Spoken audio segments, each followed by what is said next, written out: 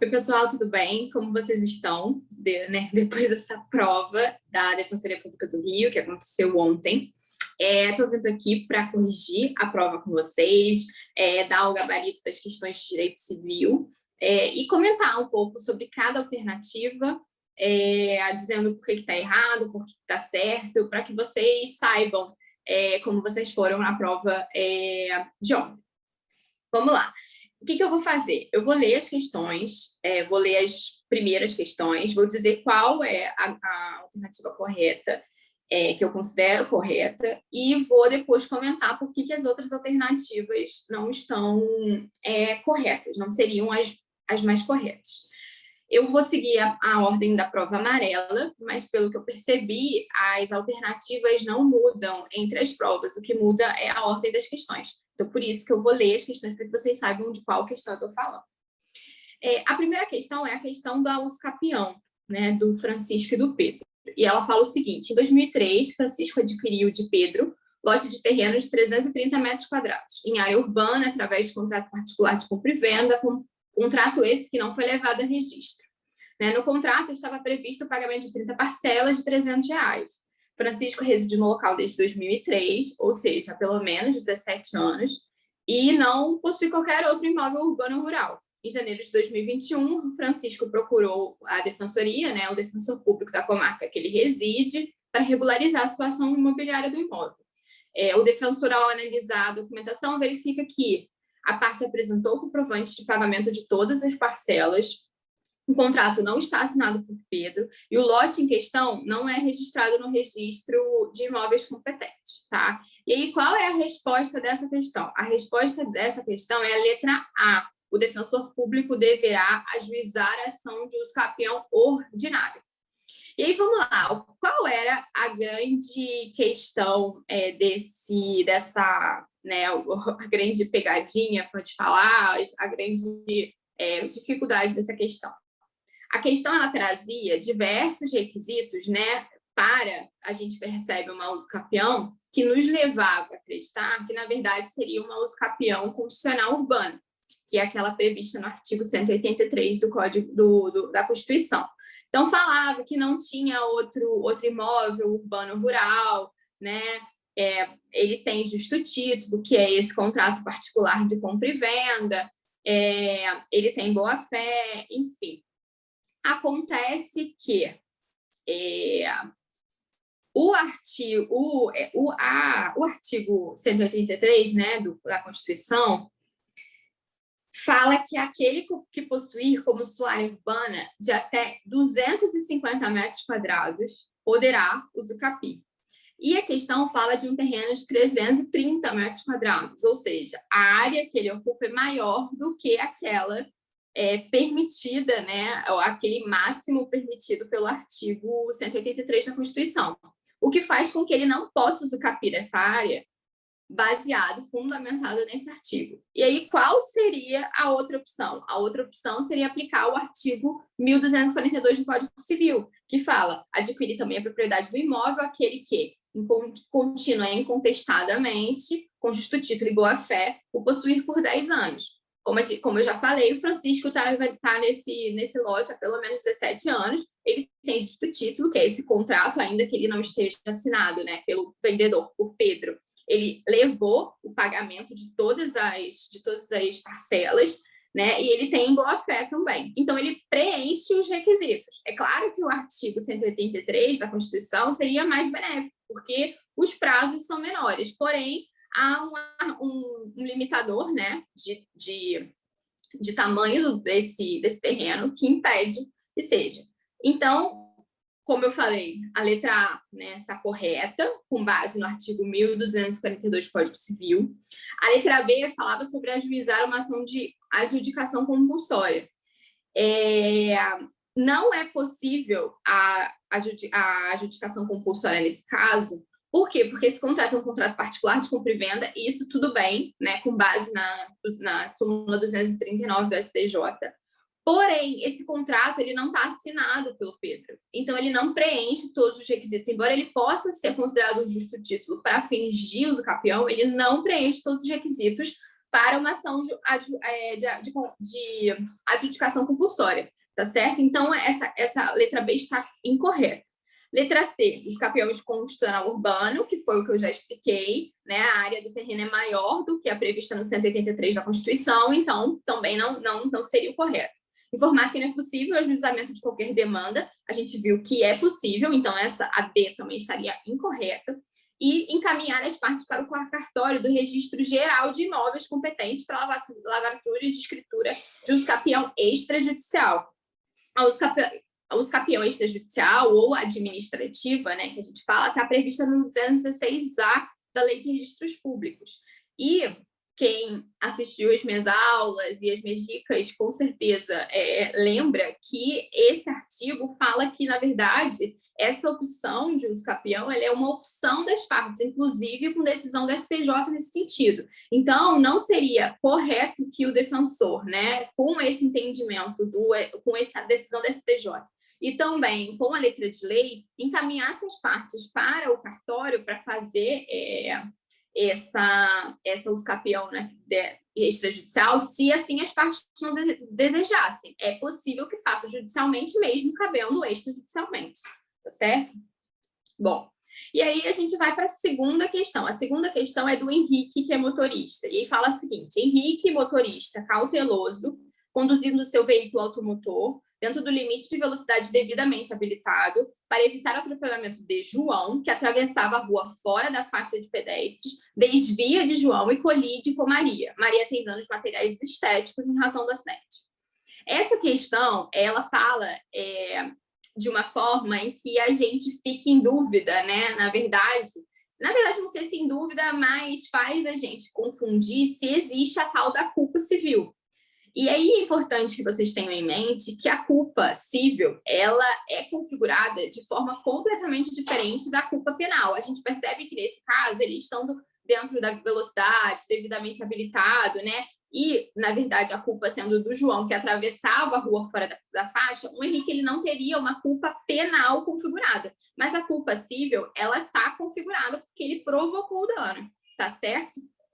E aí, o que a gente tinha que analisar nas questões? Analisar a situação, se ele provocou esses danos pela prática de um ato ilícito ou pela prática de um ato lícito. E aí a gente percebe que, na verdade, pela descrição, ele cometeu, na verdade, um ato lícito, né? Mas ele ainda assim vai ser responsabilizado pelos esses danos.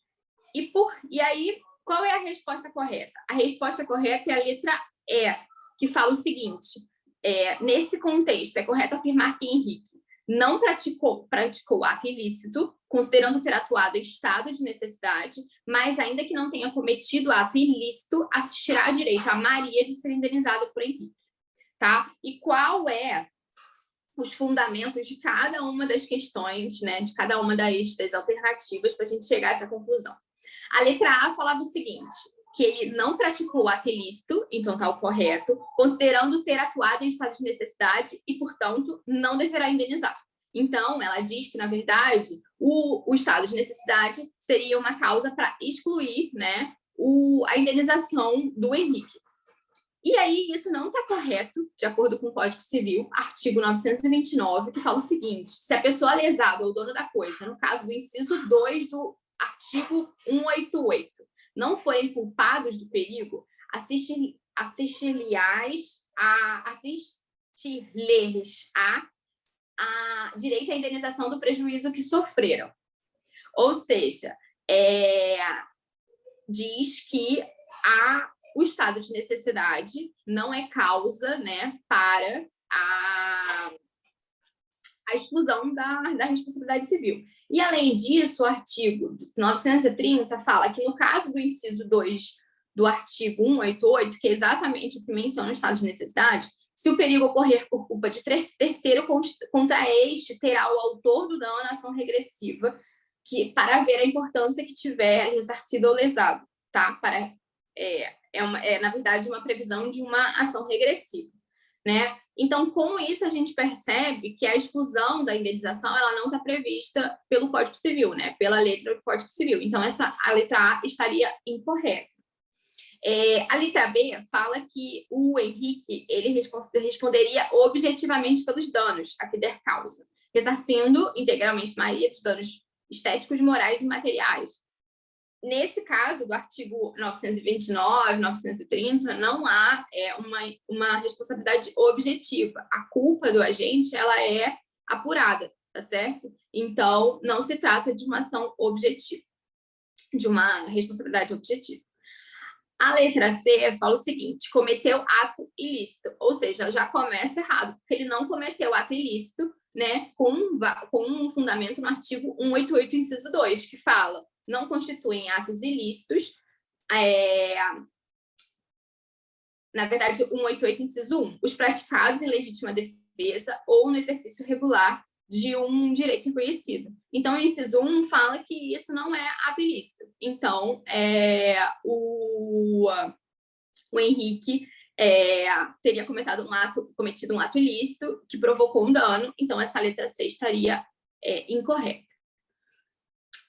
A letra D fala o seguinte: não responde pelos danos a que der causa por ter praticado ato ilícito na forma do exercício regular do direito, estando habilitado e dentro do limite de velocidade permitido na via. Nesse caso, ele diz, né, a alternativa que ele praticou um ato ilícito, isso está correto, portanto, fala, mas, né, por outro lado, fala que ele não seria responsável, ele não responderia pelos danos, o que está incorreto, tá certo? E a letra E, por fim, que é a letra correta, né, a alternativa correta, fala: ele não praticou ato ilícito, considerando ter atuado em estado de necessidade, mas, ainda que não tenha cometido ato ilícito, assistirá direito a Maria de ser indenizada por Henrique, né? Então, ele cometeu esse ato que é considerado ilícito, mas ele será responsável civilmente. E aí, vamos, então, para a questão número 3. A questão número 3 é a que fala do princípio da reparação integral, e diz o seguinte: a respeito do princípio da reparação integral, contido no Código Civil Brasileiro, é incorreto afirmar que a letra correta, alternativa correta, nesse caso, é a letra A, tá certo? E aí eu vou ler todas as alternativas agora. O ordenamento jurídico brasileiro, de lege lato, ou seja, expressamente pela lei, não admite a condenação à verba punitiva, seja como parcela do dano moral, seja como verba autônoma. E aí, a letra A fala o seguinte, que a lei não admite. E isso está correto. Está correto porque o ordenamento jurídico brasileiro ele é expressamente dividido, né, pelo artigo 5º, inciso 10, né, em danos morais e materiais. E, além disso, o artigo 944 do Código Civil fala que a indenização, mede-se pela extensão do dano. Então, o valor da indenização vai ser sempre proporcional ao dano. E aí você aplicar, né, um dano punitivo seria você dar um valor maior à indenização do que aquele dano praticado. Então, expressamente, o ordenamento jurídico ele não admite a verba punitiva, tá? Então, essa seria a alternativa correta. Na letra B, fala o seguinte, que a gradação da culpa, né, tem relevância para a configuração do ato ilícito na esfera civil, assim como no direito penal, cujo caráter punitivo recomenda a análise da intensidade do desvio cometido pelo agente. Essa alternativa está incorreta. Por quê? Porque a gradação da culpa ela não tem relevância para a configuração do ato ilícito na esfera civil, independe da gradação da culpa. O que quando a gente analisa a gradação da culpa, no caso do 944, parágrafo único do Código Civil, que fala que se houver excessiva desproporção entre a gravidade da culpa e o dano, o juiz poderá reduzir equitativamente a indenização. Tá? Então, na verdade, o que a gradação da culpa ela é relevante para o valor fixado, né, da indenização, mas não para a configuração, né, do ato ilícito, tá? Na letra C, fala o ordenamento jurídico brasileiro autoriza que o julgador fixe uma parcela autônoma de danos punitivos, que se somarão às outras parcelas de danos verificados no caso concreto, para punir o ofensor nas hipóteses de danos causados por culpa grave. E aí a gente já viu que, na verdade, o ordenamento jurídico ele não autoriza. Letra D, o ordenamento jurídico brasileiro autoriza que o julgador fixe uma parcela autônoma de danos punitivos, que se somarão às outras parcelas de danos verificados no caso concreto para punir o ofensor nas hipóteses de danos causados por dolo. Também não. Essa letra D também está incorreta. E a letra E, a acumulação da função punitiva da responsabilidade civil com a função indenizatória é admissível, segundo o Código Civil, desde que as parcelas indenizatórias sejam quantificadas de modo autônomo e individual. Então, essa alternativa até poderia estar correta, porque é admissível. A gente vê na jurisprudência a aplicação dessa acumulação, né, da função punitiva com a função indenizatória, a função preventiva, enfim, da responsabilidade civil. Só que ele fala segundo o Código Civil. O Código Civil ele não fala que é admissível. Na verdade, ele fala o contrário, pelo 944 do Código Civil. Diz que a função punitiva não existe, tá? Então, essa letra E também estaria incorreta. A letra correta, né, a alternativa correta seria a letra A. A próxima questão, falando sobre direitos da personalidade, questão 4.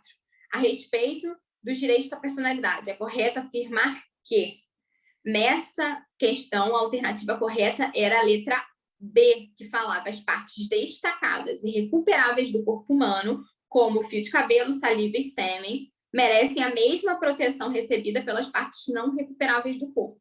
E a gente sabe que a doutrina, né, ela defende, né, a extensão da proteção do corpo humano para também proteger as partes destacadas e recuperáveis. Inclusive, o Anderson Schreiber é um dos doutrinadores, entre tantos, porque hoje em dia é a doutrina majoritária nesse sentido, que expressamente fala isso no livro dele sobre direitos da personalidade, tá?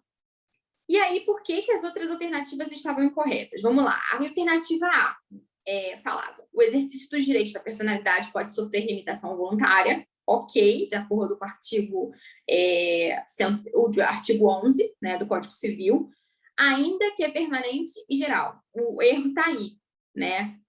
A limitação voluntária permanente e geral não é admitida, né, dos direitos da personalidade. E o artigo 11 fala o seguinte: com exceção dos casos previstos em lei, os direitos da personalidade são intransmissíveis e irrenunciados, não podendo seu exercício sofrer limitação voluntária, tá?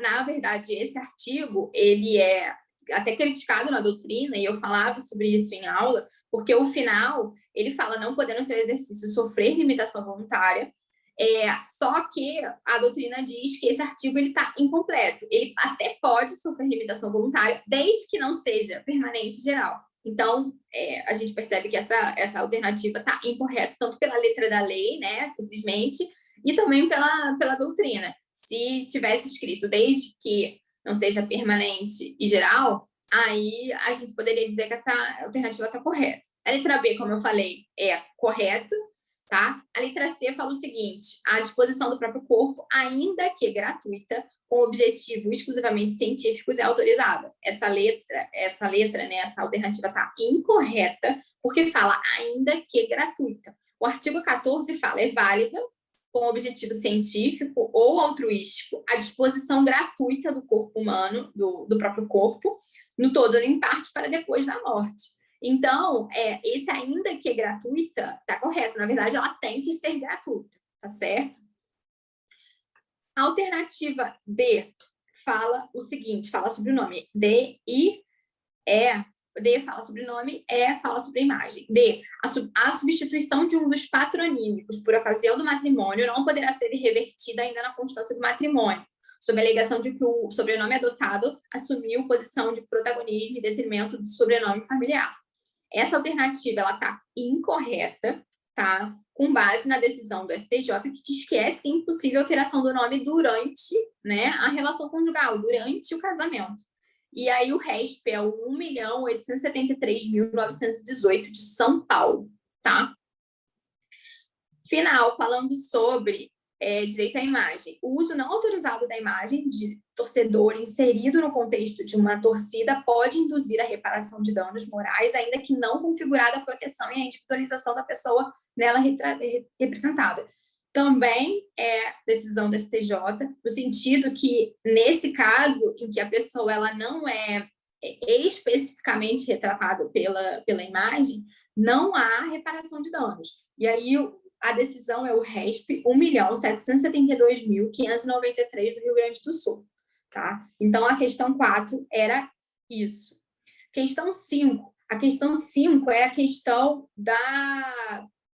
do Vinícius, que era dirigente sindical e que falava sobre LGPD, né? A nossa querida LGPD.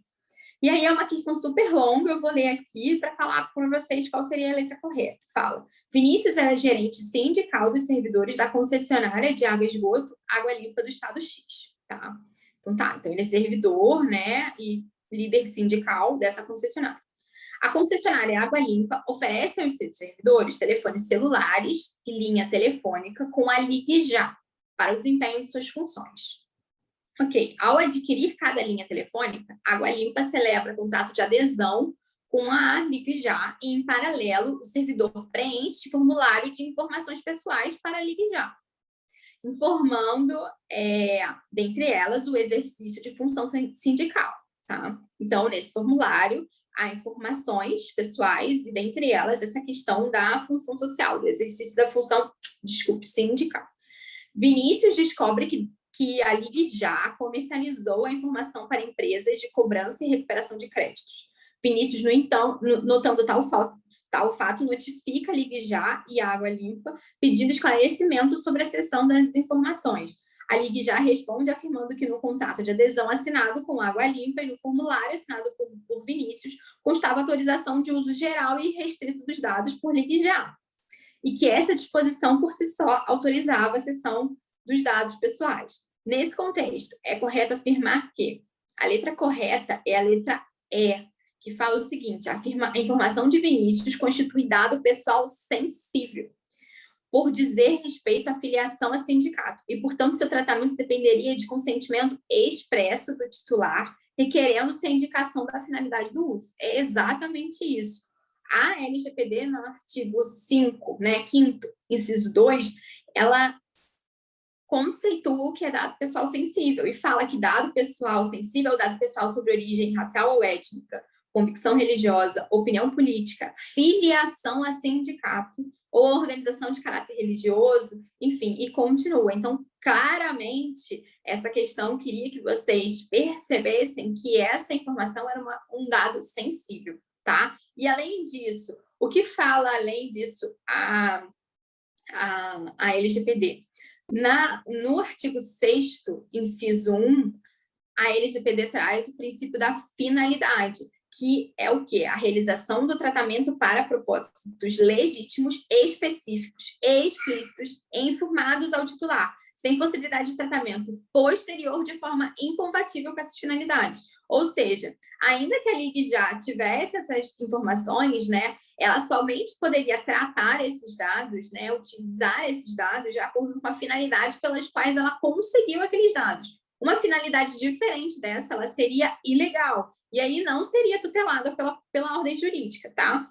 E aí, por fim, outro artigo que vocês deveriam saber é o artigo 11, que fala o tratamento de dados pessoais sensíveis somente poderá ocorrer nas seguintes hipóteses. Inciso 1, quando o titular ou ser responsável legal consentir de forma específica e destacada para finalidades específicas. Ou seja, o tratamento de dados pessoais somente é admitido quando há o consentimento específico e destacado.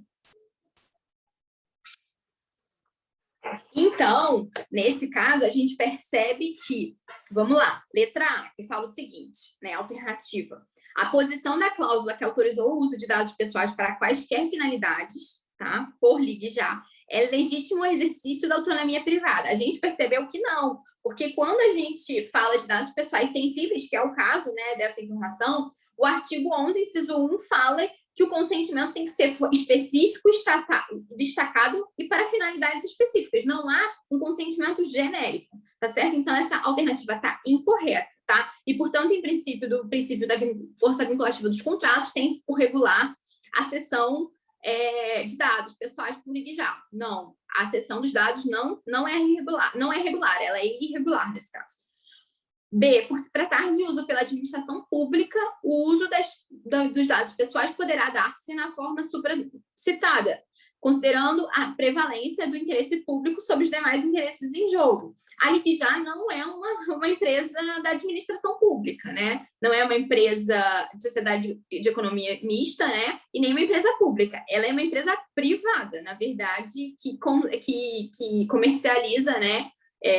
Linhas telefônicas e telefones celulares. Então, ela é uma empresa privada, então está errado, não, né? Ela é uma empresa privada que cedeu os dados de uma forma irregular, tá certo?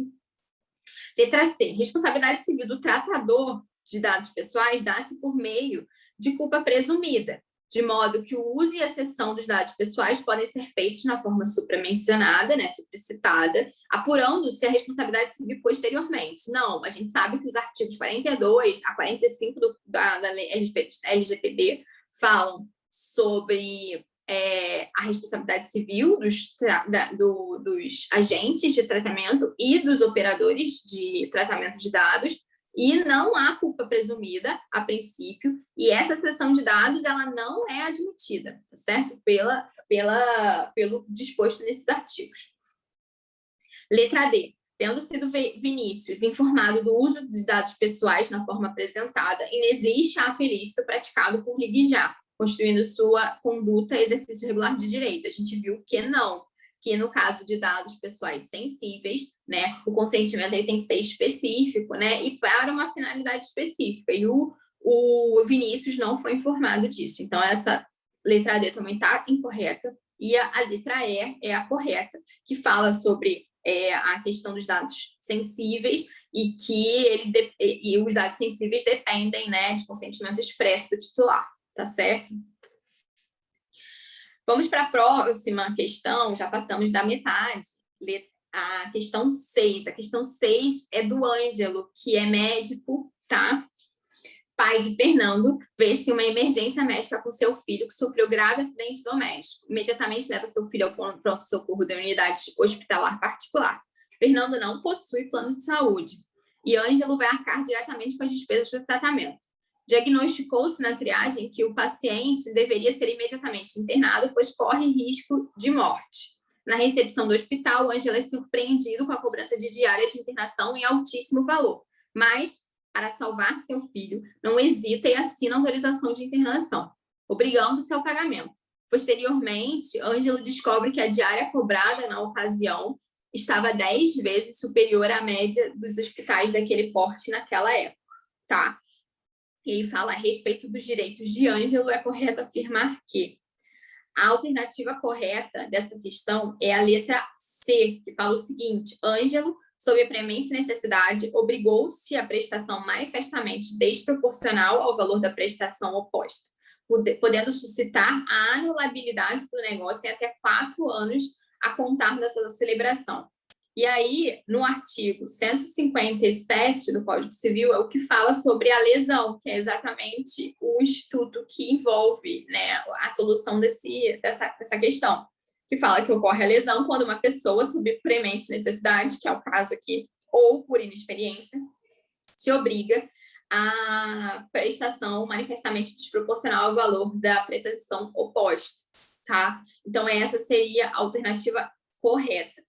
Vamos falar sobre as outras alternativas. A alternativa A fala o seguinte: por ter sido praticado sob premente necessidade, tá, ok.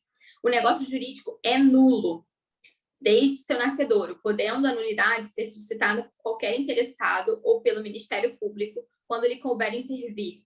O negócio ele não é nulo, o negócio é anulável, de acordo com o artigo 171, inciso 2, tá? Que fala, além dos casos expressamente declarados, é anulável o negócio jurídico por lesão, tá? E outros vícios e do negócio jurídico que também estão aqui. Erro, dolo, coação, estado de perigo ou fraude contra credores. Então, o negócio ele é anulável, ele não é nulo. B, Ângelo, por situação imprevisível e inevitável, obrigou-se à prestação manifestamente desproporcional ao valor da prestação oposta, podendo suscitar a anulabilidade do negócio em até 5 anos a contar da sua celebração. Tá? A imprevisibilidade e a inevitabilidade, ela não é um dos requisitos, tá, da lesão do 157. A gente vê imprevisibilidade e inevitabilidade na teoria da imprevisão, que leva à revisão contratual ou à resolução contratual, tá? Letra C é a letra correta, né? Que a gente já comentou, com base no artigo 157 do Código Civil, né? Essa alternativa está correta e o prazo de 4 anos para anulação também. D. Ângelo, por ser médico, tem experiência e conhecimento das regras do mercado e teria condições plenas de avaliar consciente e livremente as condições no momento da contratação, não podendo reclamar indenização posterior.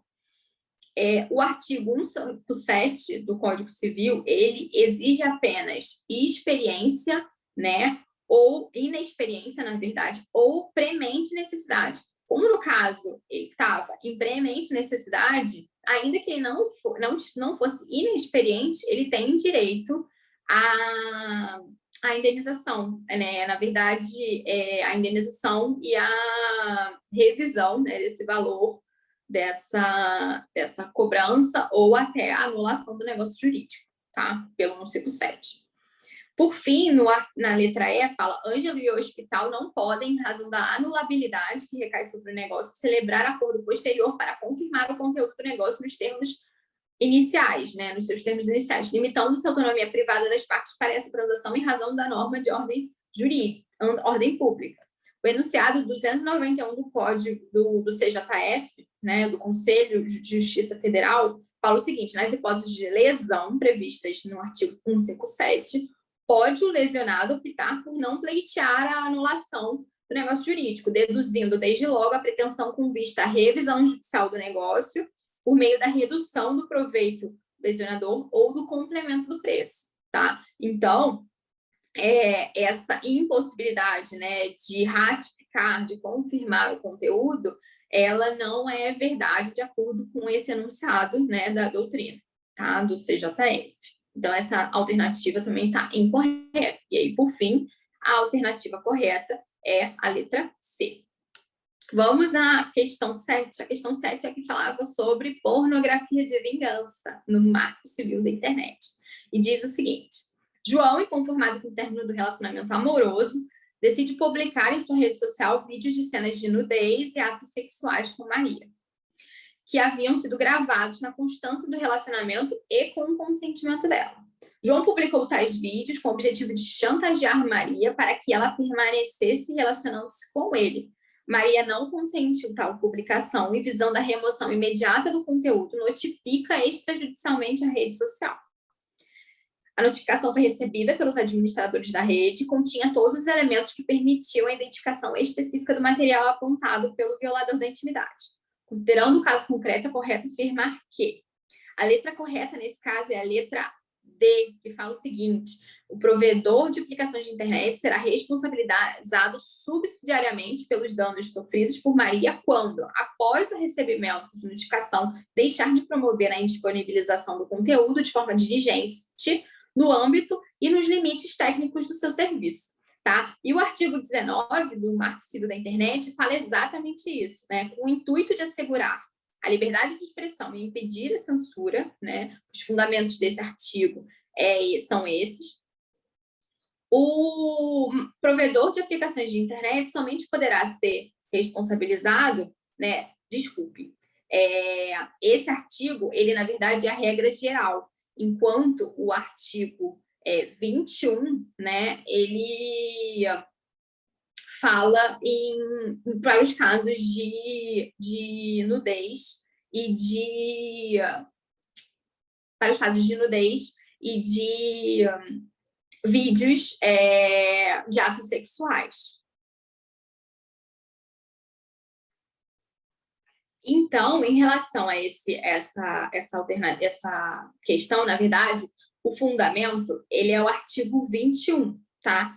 O artigo 19, ele fala em sentido contrário, só que é para casos de disponibilização de conteúdo indevido por terceiros em que não estejam envolvidos nessas cenas de nudez, tá? E aí o artigo 21 fala o seguinte: o provedor de aplicações de internet que disponibilize conteúdo gerado por terceiros será responsabilizado subsidiariamente pela violação da intimidade, sem autorização de seus participantes, de imagens, vídeos e outros materiais contendo cenas de nudez ou de atos sexuais de caráter privado, quando, após o recebimento de notificação pelo participante ou do seu representante legal, deixar de promover de forma diligente, no âmbito e nos limites técnicos do seu serviço, a disponibilização desse conteúdo. Então, a gente percebe que o artigo 21, ele admite, né, a responsabilização do provedor após a notificação da vítima ou de um representante legal, e é uma notificação extrajudicial, não exige uma notificação judicial. Então, letra E é a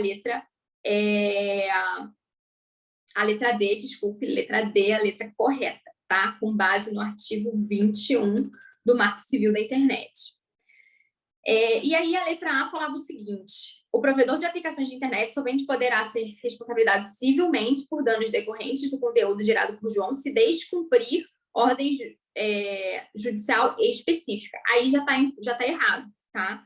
A ordem judicial específica, ela é exigida no artigo 19, tá? Que é a regra geral, mas em razão de cenas de nudez e atos sexuais, aplica-se o artigo 21, tá? B, não haverá responsabilidade civil do provedor de aplicações de internet pelo fato de o conteúdo ter sido gerado por terceiros. A gente também sabe que é errado, né? Os artigos 19 e 21 falam sobre a responsabilização civil do provedor de aplicações por publicação de conteúdo indevido por terceiro. C, somente João, autor da conduta de postar, pode ser responsabilizado civilmente pelos danos causados a Maria, respondendo mediante o regime objetivo de responsabilidade civil, considerando o grave dano à dignidade da pessoa humana e seus aspectos da personalidade, sobrelevando-se a importância da ampliação da tutela da mulher vítima de assédio sexual online. Também essa alternativa está incorreta, porque pelo Marco Civil da Internet, o João ele vai ser, sim, responsabilizado, porém, pelo Marco Civil da Internet, o provedor de conteúdos também será responsabilizado. Letra D, a letra correta, né, a alternativa correta. Letra E, o provedor de aplicações de internet responderá objetivamente pelos danos causados a Maria e ainda solidariamente com João, deflagrando-se o dever de indenizar a partir do imediato momento em que João postou o material ofensivo. Essa alternativa está incorreta, tá? Porque apenas o provedor de aplicações, ele responderá, né, por esses danos somente após a notificação, tá, da vítima ou do seu representante legal. E, além disso, a responsabilidade não é objetiva, tá? Depende, né, de uma omissão do provedor, tá certo? Então, essa questão era isso. Na verdade, a gente saber o que fala os artigos 19 e 21, né, do Marco Civil, e apurar qual é a responsabilidade civil dos provedores. A questão número 8. A questão número 8 é do Eduardo e da Josefa. Fala o seguinte: Eduardo é casado com Josefa pelo regime da comunhão parcial de bens, regime legal. Eduardo trabalhou com carteira assinada até se aposentar em janeiro de 2018. Da união nasceram Lúcio e Nádia, né, filhos, Lúcio e Nádia, maiores, casados e com filhos. Antes do casamento, Eduardo já possuía um imóvel da sua propriedade e adquiriu mais um após o matrimônio, ou seja, ele tem um bem particular e tem um bem que é considerado aquesto. Em fevereiro de 2021, Eduardo começou a se sentir mal e foi levado para a emergência, ocasião em que foi constatada uma doença cardíaca. Eduardo ficou preocupado, pois, além de Lúcia e Nádia, criou a enteada, Cecília, e optou por realizar um testamento particular no próprio hospital, eis que Cecília não era sua herdeira legítima, tá? Contudo, por estar acamado, Eduardo não conseguiu redigir o testamento de próprio punho e o ditou para enfermeira no hospital, tendo aposto sua digital no documento. O testamento foi feito na presença de 3 técnicos de enfermagem que o subscreveram. Horas depois, Eduardo faleceu em razão de um infarto fulminante. E aí, na questão 8, qual é a alternativa correta? É a letra B, que fala o seguinte: este testamento pode ser validado, mesmo sem a assinatura do testador, em razão do princípio da prevalência da vontade do testador. E isso está correto, tá? De acordo com a jurisprudência do STJ, que admite, tá? O cumprimento de um testamento, mesmo que ele não esteja assinado pelo testador, tá? Isso seria uma hipótese de um testamento particular. Ele utilizou, né? Ele ditou, e tinham 3 testemunhas que subscreveram esse testamento, e não tem a assinatura dele, mas tem a digital, então tá tudo certo. A letra B é a correta. A primeira letra fala assim, né? A letra A: tratando-se de circunstância excepcional, o testamento feito por Eduardo poderia ser confirmado pelo juiz, independentemente da presença de testemunhas. E não, tá incorreto, tá? Esse testamento não precisa de confirmação judicial, tá? Ele é válido. Letra B, a letra correta. Letra C: Josefa não é herdeira de Eduardo, eis que já é meeira, possuindo, no entanto, o direito real de habitação. Vamos lá. Josefa tem direito real de habitação? Sim. É meeira? Sim. Só que a gente tem que ver que ela também é herdeira, porque há um bem particular, que foi o bem adquirido antes do casamento. Então, além de meeira, ela também é herdeira, tá certo? Então, essa alternativa está incorreta. Letra D: na hipótese de um dos filhos de Eduardo renunciar à herança, os netos dele sucedem por cabeça. E essa alternativa está incorreta, de acordo com 1810 do Código Civil, que fala o seguinte: sucessão legítima a parte do renunciante, ou seja, o filho que renunciou, acresce a dos outros herdeiros da mesma classe, e sendo este o único desta, devolve-se aos da subsequente, tá? Então, por exemplo, se não existisse mais nenhum filho, aí sim os netos herdariam. Mas como existem outros filhos, né? Se somente um dos filhos de Eduardo renunciar à herança, essa parte, né, que ele renunciou vai acrescer a cota parte dos outros filhos, tá? Dos outros descendentes de primeiro grau. E letra E: Cecília não poderá receber quinhão maior que os filhos biológicos de Eduardo, ex-herdeira testamentária. Essa parte está incorreta. A gente sabe que existe, né, uma proteção legítima, que seria 50%. Entretanto, por ser no testamento, é possível, né, que o testador dê cotas partes diferentes para cada um dos seus herdeiros. Não é preciso que todos eles, né, todos os filhos, recebam a mesma cota parte. Então, essa alternativa também está incorreta.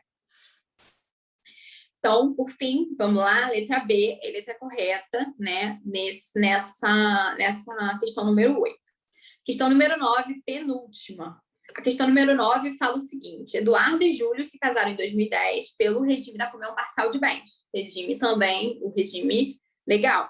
Júlia é professora em uma escola privada e em uma escola municipal, e Eduardo trabalha em uma fábrica como auxiliar de escritório. No curso da união, começaram a construir uma casa no terreno de pai de Júlio, que autorizou a construção. Ou seja, uma benfeitoria, né, feita lá no terreno do pai do Júlio. Júlio já possuía um veículo popular antes de casar, bem particular, que fora trocado por outro durante a união. Continua bem particular, e a gente vai ver. E Eduarda juntou, após o casamento, algumas economias para contratar um plano de previdência privada, tá? Na modalidade VGBL, para que no futuro pudesse complementar a sua renda. No curso da união, a mãe da Eduarda faleceu, deixando de herança um imóvel a ser partilhado com mais 2 irmãos de Eduardo, tá? O casal adotou também um cachorro chamado Max. Tem até o cachorrinho aí. Em 2021, decidiram terminar a relação. Nesse caso, qual é a decisão? A alternativa correta. A alternativa correta é a da letra B, tá? que fala Eduarda deverá dividir com Júlio os valores da previdência privada, pois no entendimento STJ, enquanto não implementado o benefício previdenciário, sua natureza é de fruto civil, tá? E aí, a terceira turma do STJ, né, decidiu que planos de previdência privada, eles devem ser privada aberta, devem ser partilhados, né? É o RESP 1.698.774 do Rio Grande do Sul, tá certo? Letra A, por que a letra A está incorreta? A letra A fala o seguinte: a questão relativa à guarda de Max e ao auxílio com as despesas de manutenção não pode ser discutida na ação de divórcio, devendo ser veiculada em demanda específica no juízo civil. Incorreto, já tem várias decisões de tribunais anteriores dizendo que a competência da vara é família, nesse caso, tá? Letra B é a letra correta, né? Letra C, as verbas trabalhistas percebidas no curso da União não devem ser partilhadas, eis que pertencem ao patrimônio exclusivo de cada cônjuge. Tá incorreta, né? Porque para o STJ, as indenizações referentes a verbas trabalhistas nascidas e pleiteadas na constância do casamento, elas comunicam-se, tá? Entre os cônjuges. Integram, tá? A partilha de bens. Então, essa alternativa, ela tá incorreta. Letra D. Eduarda não tem o direito de permanecer na casa, eis que o imóvel foi construído no terreno de terceiro. Tá incorreto, porque Eduarda, ela é possuidor de boa-fé. De acordo com o artigo 1219, o possuidor de boa-fé tem direito à retenção. Letra E, o imóvel recebido por herança da mãe de Eduardo deverá ser partilhado com Júlio, o qual passa a ter o direito a 1/6 do imóvel, tá? Então, essa questão nessa alternativa está incorreta, porque pelo artigo 1659 do Código Civil, esse bem ele é considerado um bem particular, tá? E aí está excluído da comunhão, pelo inciso 1, tá, desse artigo. Então, letra correta é a letra B.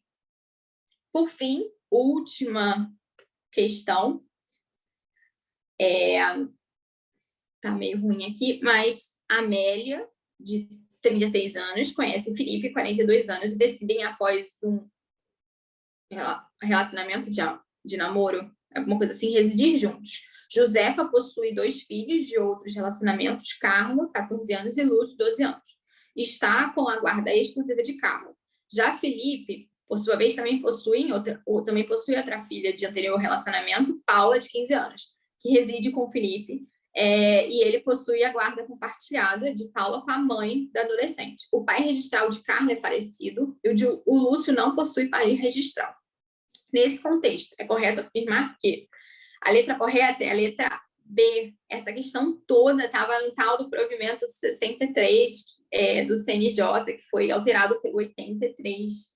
E a alternativa correta falava assim: o reconhecimento de maternidade socioafetiva de Paula por Josefa, caso autorizado no cartório de registro civil, independe da concordância da mãe registral, mas Paula deverá ser ouvida. E a hipótese do artigo 11, parágrafo 4º, que fala que se o filho for menor de 18 anos, o reconhecimento da paternidade ou maternidade socioafetiva exigirá o seu consentimento. Então, exige, né, o consentimento, só que não exige o consentimento da mãe registral, tá? A letra A, vamos lá, então a letra B é a letra correta. A letra A fala: o reconhecimento da paternidade socioafetiva somente poderá ser realizado por meio de ação judicial. A gente sabe que não, que tem o provimento 63 do CNJ que permite o reconhecimento no cartório, né, de socioafetivo, de paternidade socioafetiva. Letra B é a letra correta. Letra C: havendo a discussão judicial acerca da paternidade de Lúcio, Felipe pode reconhecer pela via administrativa a paternidade socioafetiva, havendo extinção do processo sem resolução do mérito por falta superveniente de objeto. Essa alternativa C está incorreta, porque a gente sabe que a paternidade, o reconhecimento da paternidade socioafetiva não afeta o reconhecimento da paternidade registral e vice-versa, tá? São independente. Então, há a possibilidade de ter uma paternidade registral e uma paternidade socioafetiva, né? Tanto que existe, né, o reconhecimento atual do Instituto da Multiparentalidade. Letra E. O princípio do melhor interesse da criança permite que Felipe possa reconhecer sua paternidade socioafetiva em relação a Carla, junto ao registrador civil, com a concordância de Josefa e de Carla, mantendo-se o nome registral, mantendo-se o nome do pai registral. Essa alternativa está incorreta porque não há no provimento uma exigência do consentimento da mãe, apenas da criança. Então, está incorreto. Letra E. É possível a retratação do reconhecimento da paternidade socioafetiva junto ao registrador civil, hipótese em que o registrador suspeito de má-fé do requerente poderá suscitar dúvida junto ao juízo de registros públicos. Essa alternativa está incorreta, de acordo com o artigo 10, parágrafo 1º do procedimento, do provimento, que fala que é o seguinte: o reconhecimento voluntário da paternidade ou maternidade será irrevogável, somente podendo ser desconstituído pela via judicial. Então, é só judicialmente que há como desconstituir esse reconhecimento da paternidade. Não tem como desconstituir por procedimento de dúvida, tá? E pelo registrador. Então, gente, então é isso. A alternativa B é a correta dessa questão. A gente terminou a correção da prova de civil. Eu espero que vocês tenham ido muito bem. A prova estava muito longa. Realmente eram questões muito longas, né? Exigia um tempo para você ler, muitos detalhes, mas muitos desses temas eram temas esperados para a cobrança. Então, por isso, eu espero que vocês todos tenham ido muito bem. E eu espero vocês nos cursos da segunda fase da FESUDEPET. Tchau, tchau.